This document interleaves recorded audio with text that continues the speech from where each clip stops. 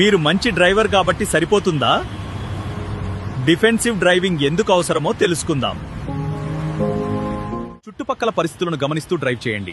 రహదారి పరిస్థితులు లేదా ఇతరుల తప్పులు ఉన్నా సురక్షితంగా నడపండి. ప్రమాదాలను ముందుగానే గుర్తించి సరైన నిర్ణయాలు తీసుకోండి. అనుకోని పరిస్థితులకు సిద్ధంగా ఉండండి.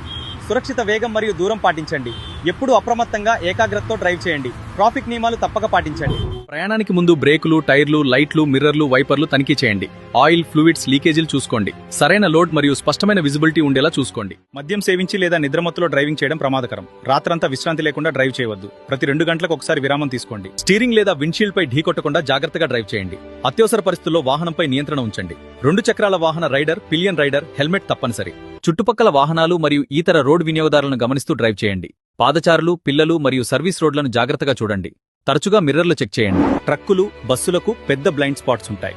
అవి వెడల్పుగా తిరుగుతాయని ముందే అంచనా వేయండి. జంక్షన్ల వద్ద భారీ వాహనాల ముందుగా కట్ చేయవద్దు. డిఫెన్సివ్ డ్రైవింగ్ ఈ కాలానికి అత్యవసరం. ప్రశాంతంగా, జాగ్రత్తగా డ్రైవ్ చేయడం ప్రాణాలను కాపాడుతుంది. ప్రతి డ్రైవర్ బాధ్యత వహించాలి.